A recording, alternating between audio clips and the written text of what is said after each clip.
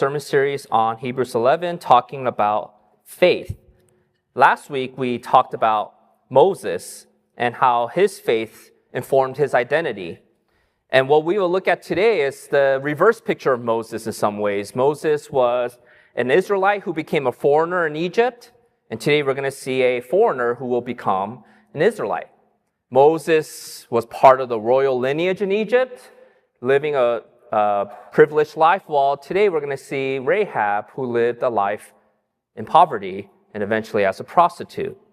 And what we will see with both Moses and Rahab is that no matter what your background, no matter what your upbringing, no matter who you are, God uses and redeems all types of people by faith. That's really what we're going to see in the contrast between Moses last week and Rahab from this week. Now, it's only one short verse. We just read it about Rahab. And most of us here are not Israelites or physically connected to Israel. Yet here, all of us who are Christians, we claim to worship the same God, the God of Israel, the God of Abraham, Isaac, and Jacob. And so you might be wondering, how is that possible that non-Jewish people can be part of a lineage that is connected to the God of Israel? Well, a lot of that comes with the story of Rahab, because God allows anybody, regardless of your ethnic background, regardless of your upbringing, to be a part of his family by faith.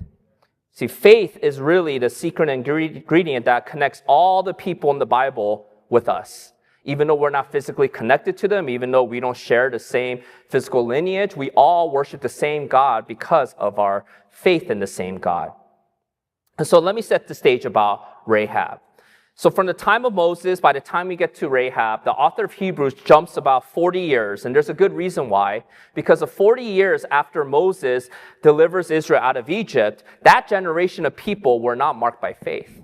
That generation of Israelites complained constantly, saying they would rather be slaves in Egypt. They kept doubting whether God will provide, and God will provide water or God will provide food, and they were constantly disobeying God, even to the point of committing idolatry multiple times. And so everybody in this generation, except for two people, Joshua and Caleb, were not allowed to enter into the promised land. That is why they spent 40 years in the wilderness to wait until every single one of them died. And then God promised that Joshua and Caleb, with the new generation of Israelites, can enter into this promised land called Canaan. But there was a big problem with that promise. Jericho.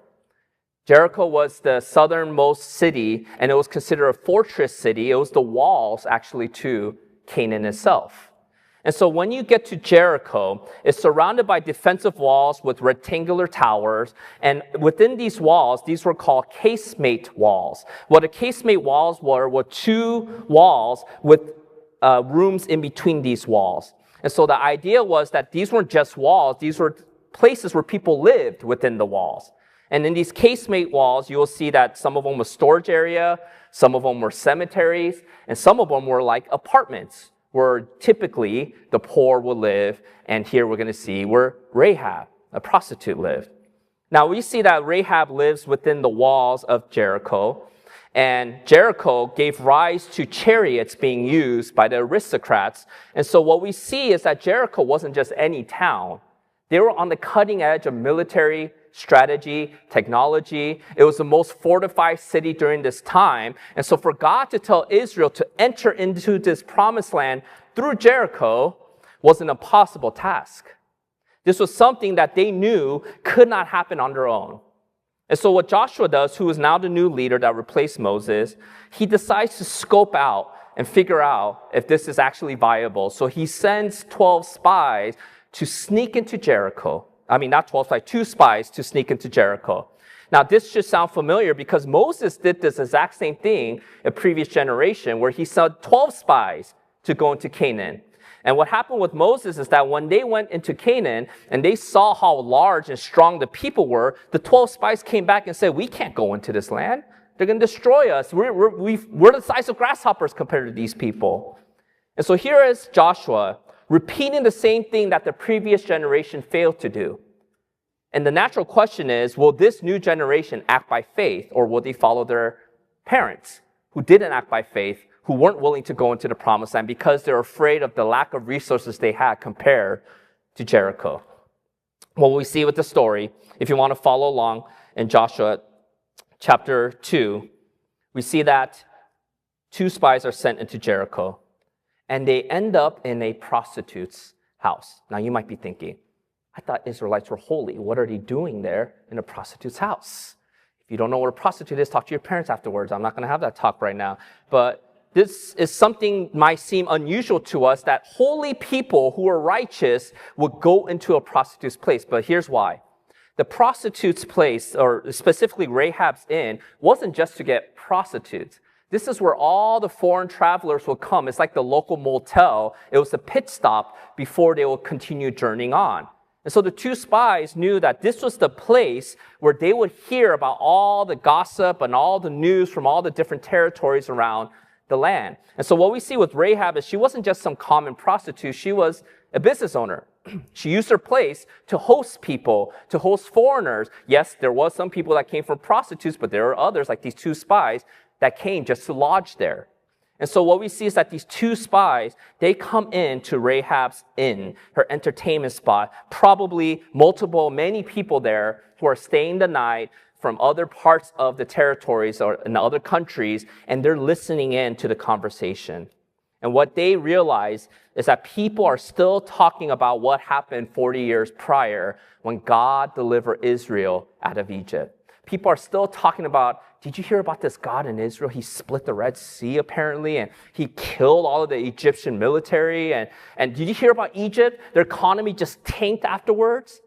And so this is during the time where everyone had different gods in different regions. And so the idea was that if your God was able to beat the other gods, that was the true God. And so the conversation was like, well, this God of the slaves, he's more powerful than the Egyptian gods.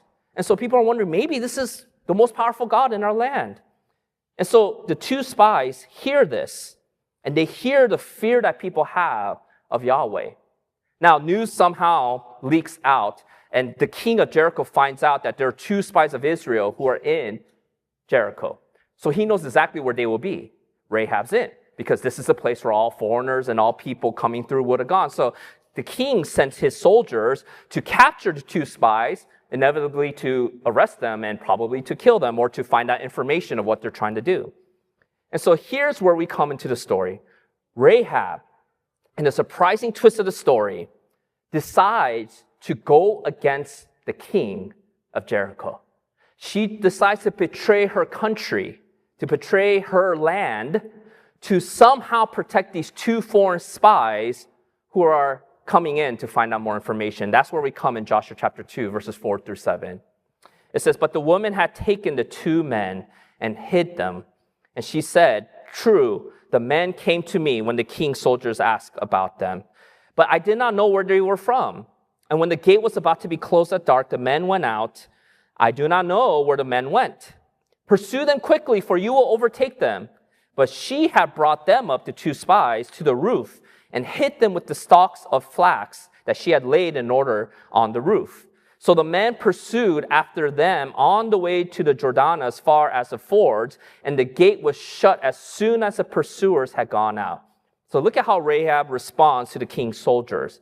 She hid the 2 spies on a roof, and she tells them, I don't know where they came from. I don't know where they're going. All I know is that they left to go to the city gate, and this was right before sunset. Because when sunset would have happened, the city gate would have closed. And so the king's soldiers are tricked into thinking that since the gate hasn't closed yet, they must have just left. And so they're going out thinking they're right on the tail of these 2 spies. And then in Joshua chapter 2, verse 7, we see that Rahab does this to buy herself time before the king's men figure out that there's no spies that they're chasing. And she hides them on the roof of the wall, because she lives in between the walls. Remember, she lives in the casemate. So they're on top of the walls covered with flax. By the way, what is flax? Flax is a plant to make textile, which shows that she's a businesswoman, not just a prostitute. She made textiles and she made garments and things of that nature. And so she's hiding them at jeopardy to her own life, because she knows it's just a matter of time where the king will figure out that they didn't just leave the city gates. So why did Rahab do this? What was going on with her? Was she just a businesswoman trying to make a business deal with these 2 guys? Is this what she's doing? Or is there something more to Rahab than we see initially. Well, let's continue reading on verses 8 through 14. It says, Before the men lay down, she came up to them on the roof, and she said to the men, I know that the Lord has given you the land, and that the fear of you has fallen upon us, and that all the inhabitants of the land melt away before you. For we have heard, this is 40 years ago, how the Lord dried up the water of the Red Sea before you when you came out of Egypt, and what you did to the two kings of the Amorites who were beyond the Jordan, to Sihon and Og, whom you devoted to destruction. And as soon as we heard it, our hearts melted, and there was no spirit left in any man because of you. For the Lord, your God, she's not talking about the Canaanites' God that she was raised with, your God, He is God in the heavens above and the earth beneath. Now then, please swear to me by the Lord that as I have dealt kindly with you, you will also deal kindly with my father's house, and give me a sure sign that you will save my father and my mother, my brothers and sisters, and all who belong to them, and deliver our lives from death. And the men said to her, Our life for yours, even to death. If you do not tell this business of ours, then when the Lord gives us the land, we will deal kindly and faithfully with you. So let's unpack what Rahab just said. Why did she betray her own country, her own city? Why did she lie to the king and their men? She did it because she trusted in Yahweh. Do you notice the language? She heard. Keep this in mind. What she just said is a big deal. This is coming from a foreigner. She didn't grow up with the stories about Abraham, Isaac, and Jacob. She didn't grow up as an Israelite going to the tabernacle, learning from the priests. She didn't grow up with any of that. All she knew was 40 years ago, there was this cataclysmic event where the God of Israel destroyed Egypt, and everybody around the territory started to get afraid. And then she heard how the God of Israel also destroyed the other nations that were trying to attack them, like the Amorites. Keep in mind that she grew up in a polytheistic society where there was this battleground of multiple gods. She believed that there was El, there was Asherah, there was Anat, there was Astar, but what she learned is that these gods require sacrifices, especially children sacrifices. So she's seen people kill their kids in desperation to these other gods around her. And deep down in her heart, she knew that those are not the real gods.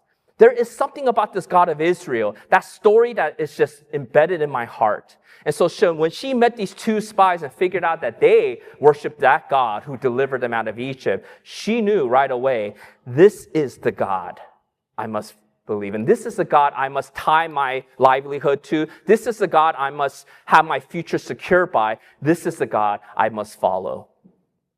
And here's something even more amazing with what she said. If you look at verse 11, she said, For the Lord, your God, He is God in the heavens above and on the earth below. Literally, she says, Yahweh, your God, He is God. How did she know Yahweh? Remember, Yahweh was the name God identified Himself when He talked to Moses. And when God told Moses to go back to Egypt, He said, my name is Yahweh. So somehow, through all the travelers and the news spreading through her and as she's hosting all these people, she heard this name, Yahweh. And she put two and two together that this God, the God of Israel, His name is Yahweh, but look at what He did for Israel. And she said something even more than just Yahweh. She said that He is the God in the heavens above and on the earth below. This phrase is only found 3 other times in the Bible up to this point. And every single time this phrase pops up, it refers to God's sovereignty.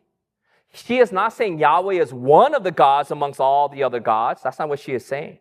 She's not saying Yahweh is more powerful than El and more powerful than Asherah. She is saying Yahweh is sovereign, in control, king. That's the word sovereign. Yahweh is king in the heavens and on the earth below. This is her confession. This is what she believed privately.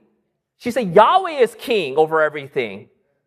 And the only other time we see this comes up is in Deuteronomy chapter 4, verse 39. It says, acknowledge and take to heart this day that the Lord is God in heaven above and on the earth below. There is no other. You see what Rahab is doing? She's not just picking stocks, hoping one of them will do well. She's not a businesswoman just trying to hedge her bets. She's saying, I believe Yahweh. The only God is Yahweh. Not that El, not Asherah, not Baal, not all these other gods who require children sacrifice. I've seen how futile that life is. I've seen how much people follow these idols and doesn't do anything for them. I believe Yahweh. He is God and God alone. How did Rahab know this? She didn't have access to the Old Testament Bible. She never grew up as an Israelite. She didn't grow up in a Jewish household. She never went to temple. She probably never talked to a priest because a priest would have never gone to a prostitute's house for sure. How did she know this? She heard the stories of the people declaring all the things that Yahweh has done in history. And in her heart, God pricked her heart where she became hungry, wanting to know more about Yahweh. Faith seeks understanding. And with her small faith, she started to seek after understanding. And the more she understood Yahweh, the deeper her faith became. And so when the opportunity came where she finally met a few Israelites, when she heard about their plan to come into the city and to take over Canaan, because that's what God promised Abraham, she believed it. She believed it and was willing to stake her faith and her life and her family's life on Yahweh. You know, James, the half-brother of Jesus, speaks about Rahab, how her faith was alive and living at this time in James chapter 2, verse 25. And he said, in the same way, was not also Rahab the prostitute justified by works when she received the messengers and sent them out by another way? In other words, Rahab didn't just say the right words to save herself. Rahab didn't just have the right thoughts about God. Her life and her works and action revealed her real faith. And the author of the James, the half-brother of Jesus, is saying Rahab is an example of how true saving faith is always alive. It always acts. It always responds. True faith is not passive that does nothing. You know what we call that? Later on, James would say, that's the faith of demons. Demons know the Bible really well. Demons read it inside and out. They probably could outdo you in a Bible quiz, yet they have never submitted to Jesus as King. True faith is not just knowing Jesus is King. It's not just knowing Yahweh is King. It's not just being able to take a theological test or to sign off on a statement of faith. True faith reacts and acts and surrenders to this King at all costs. That is true faith. And if you're not willing to take those actions and surrender to this King that you call Jesus, you don't have faith, you just have knowledge. Can you imagine if Rahab knew all these things but never acted? Her and her family would have been dead. They would have just been more educated and dead. But they're still dead. You see, knowledge of Yahweh alone was not what saved Rahab. It was how that knowledge was faith that activated her life to take action and to say, I'm willing to give my life up for Yahweh. I'm willing to risk it all. I'm willing to go against the King because that's how much I believe in Yahweh. And so we see beginning in verse 15 that Rahab, she makes this deal saying, showing her faith to Yahweh, which, by the way, Israelites were not allowed to make deals or covenants with non-Israelites. You know what that tells us the spies understood when they talked to Rahab? Oh, she's not just a Canaanite. She wants to become one of us. She wants to not just save her family. She wants to join Israel, become an Israelite, and fully become part of our community. That's how the spies understood what Rahab said. And so they understood that she has declared total allegiance to Yahweh. And they said, okay, you are one of ours now. You are now part of our family.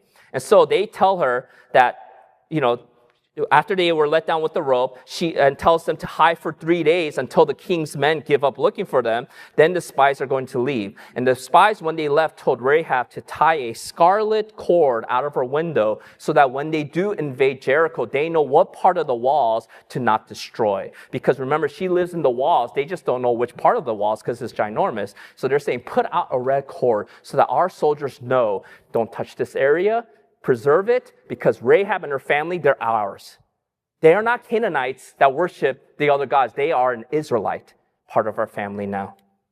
Now, if you want to know how the story continues and how they're actually able to get into the walls, you got to come back later. We're going to do another, find out. I'll tell you, it wasn't through hammers and it wasn't through military. It's something amazing. You won't believe it, so you got to come back to find out. But the walls come down.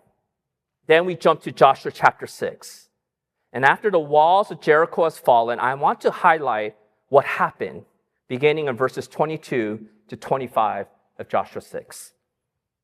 But to the two men who had spied out the land, Joshua said, "Go into the prostitute's house and bring out from there the woman and all who belong to her as you swore to her."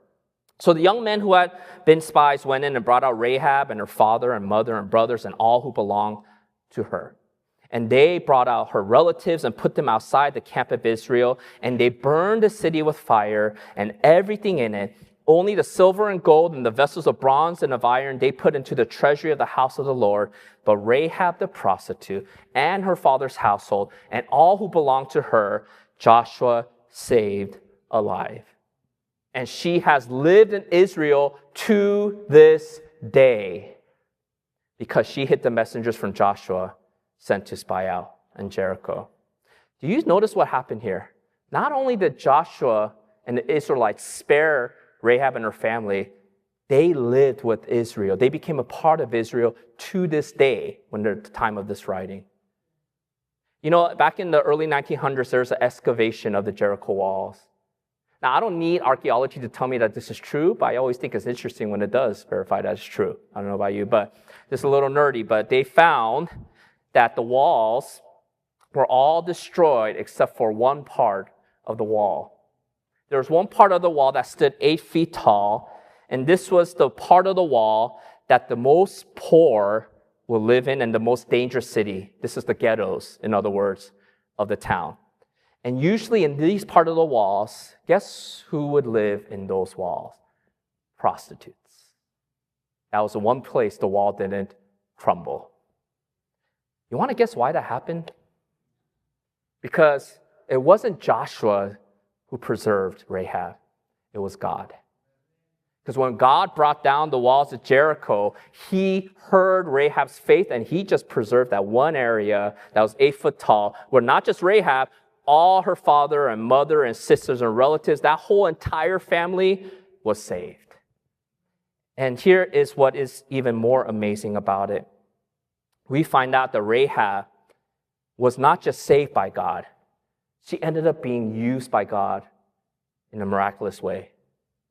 Now, how do we know this? If you go through the biblical genealogies of Rahab, you find out that she married a man named Sama. It's spelled salmon. It's not salmon. He's not a fish, but it's Sama. That's how you pronounce his name, Sama.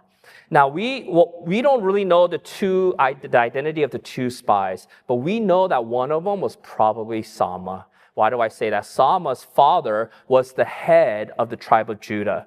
And so, his father, when he died, naturally, he would be the head of the tribe of Judah. So when Moses sent out 12 spies, he's not sending out 12 random people. He sends the leader of each of the tribes, his most trusted men, to go scout it out. One of those men would have been Sama. Now, when it's Joshua's turn and that generation proved to be unfaithful, he's only going to choose 2 men, 2 of the men he trusted the most. And the most prominent tribe of the 12 tribe, by the way, was the tribe of Judah. Who was the leader of the tribe of Judah at this time? Sama. Sama, most likely, was one of the 2 spies that was sent in by Joshua to scope out because he put his most trusted men to make sure that they will be safe to attack. That means the first time Sama ever met his future wife was where? When she was a prostitute. Not only was Rahab rescued out of prostitution, but eventually she married the prince of Judah, which would have made her the princess of Judah. By the way, they have a son. And do you know what her son's name was? Boaz. Sounds familiar? Because who was Boaz in the book of Ruth? He was the righteous one when everybody else wasn't righteous. And why was he known to be a righteous man in the book of Ruth? Because he loved foreigners.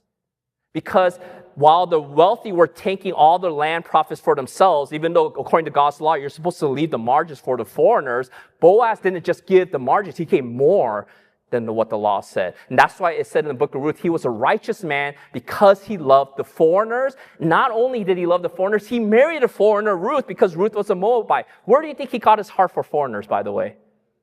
Because his mother was a foreigner saved by God's grace. And she was adopted into the family of God, became a princess of Judah, and she became one of the most important women in Israel's genealogy. You know how I know that? Because from Rahab, we see that kings and 8 different prophets were her descendants, including Jeremiah. But you want to talk about her descendants being famous. You know who her most famous descendant is? When you go to Matthew chapter 1, verses 5 through 6, Matthew only lists out 4 women in the entire genealogy. And we find out one of the women listed was Rahab. Sama, the father of Boaz by Rahab. Boaz, the father of Obed by Ruth. Obed, the father of Jesse, and Jesse, the father of David, the king. You know why God saves people like Rahab? To remind you the scope of his grace and mercy and love. The 4 women that are listed in the genealogy, 3 of the 4 had colored pasts of prostitution, adultery, and they were foreigners. They weren't even genetically connected to Abraham. And so that means in Jesus' blood, he has Rahab's blood. Because it tells us Jesus is not just the God of Israel. He is the God of mankind. Jesus didn't just come to save Israelites. He came to save all types of foreigners, including you and me, which is why we worship the God of Israel, even though we're not Israelites here. You see, what we see with Rahab is that Rahab's legacy teaches us that God continues to work in unexpected ways with unexpected people if they have faith in him. Whereas with Moses, we saw somebody who surrendered his power to identify with God. With Rahab, we see somebody who surrendered her honor to identify with God. Because keep in mind, it would have been very tempting for Rahab to tell the authors of the book of Joshua and the genealogy to say, can you stop saying prostitute? I used to be. Why do you keep mentioning that, right? I mean, all of us like to not share our past with other people. But here, God doesn't just show it, he honors it. Because what does that tell us about God? What that tells us about God is that if he can take a prostitute and turn her into a princess, what can he do with this church today? Listen, your past is not something you should be hiding. Your past is not something that you should just be ashamed of and say, we can never talk about it in church. Good, thank God that Rahab is willing to expose her shameful past. That she is willing to say, yes, I lived in a polytheistic society. I did a lot of things I'm ashamed of. But the day I identified with Yahweh, he saved me, he redeemed me. I got into the family of God, and now I am a princess of Judah. God is the God I worship. Listen, God is the God of Israel, and the God of Rahab is the God we serve today. He has not changed. That is one of the terms we use. God is immutable. The God of yesterday is the God of today, and he is the God of tomorrow. And so maybe some of you, when you hear the story of Moses, you can't really relate to it. It's like, well, I've never been a royal guy next in line to be Pharaoh. That's great for Moses, but I can't relate with that.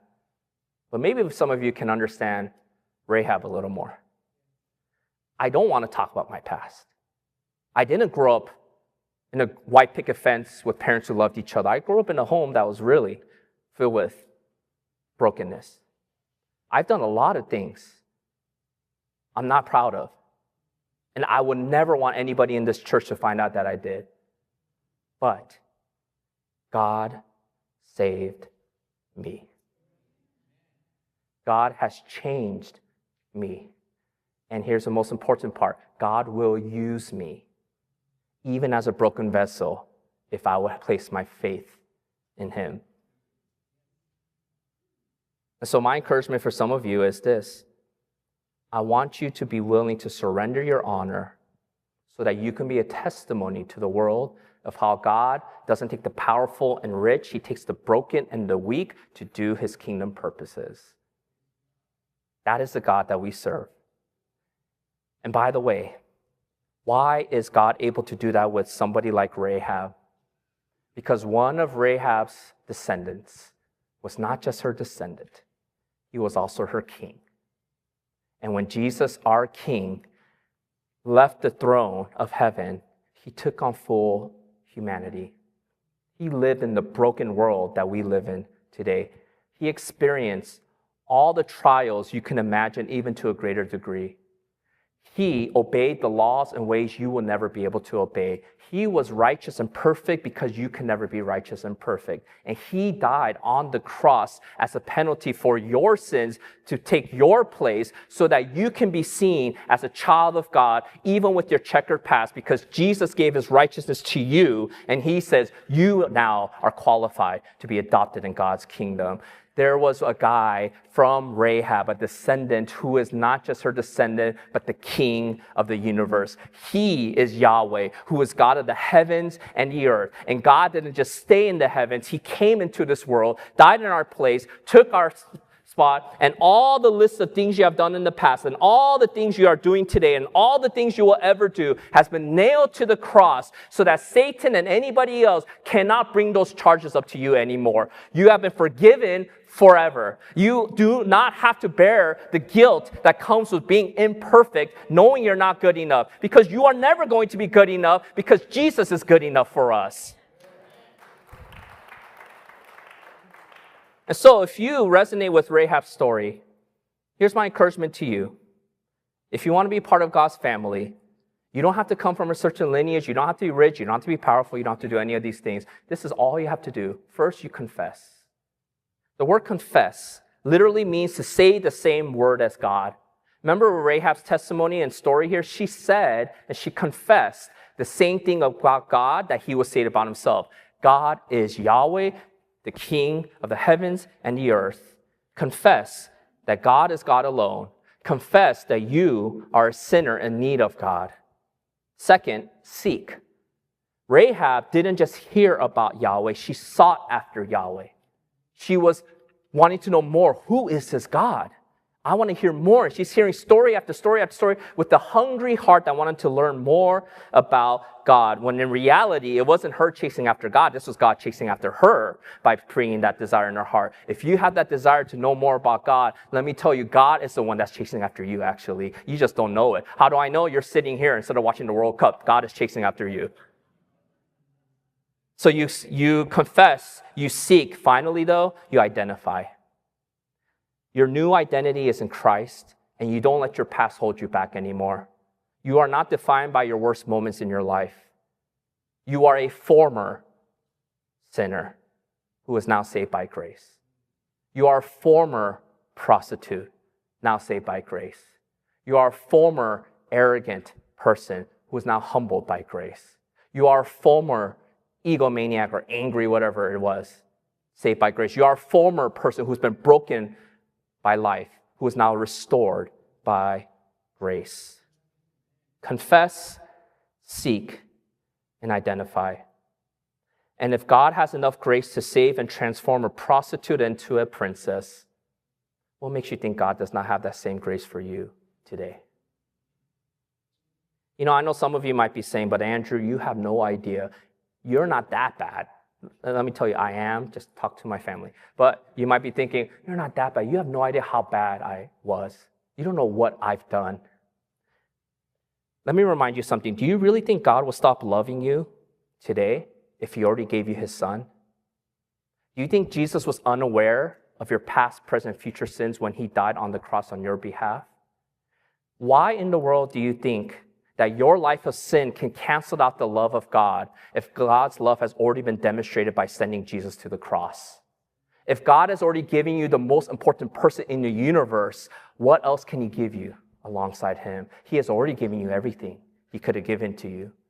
And so if God chose to send his son to die on the cross for you, knowing you were still an enemy of God, knowing all the sins you have committed and you will commit, why do you think your present sin will somehow cancel out God's love for you? Some of you just need to receive God's love this morning. Not to work for it, not to say, I'll do better. No, you just receive it. Because you cannot work for it.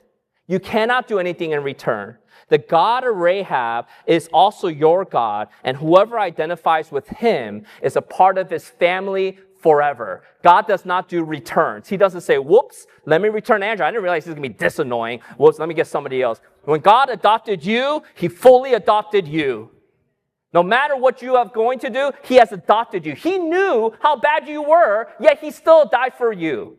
That is the God that we serve. That is the God that we love. That is the God that we worship. And that is the God of Rahab. How many of you here thank the Lord that He is the God of Rahab and He has the same character and heart for you? If any of you has doubted God's love for whatever reason, because maybe you've been going through a difficult season, I invite you to come to God's altar and pray to your King this morning. Because if you confess, if you seek, and if you identify, you have no idea what He could do with you. Let's pray.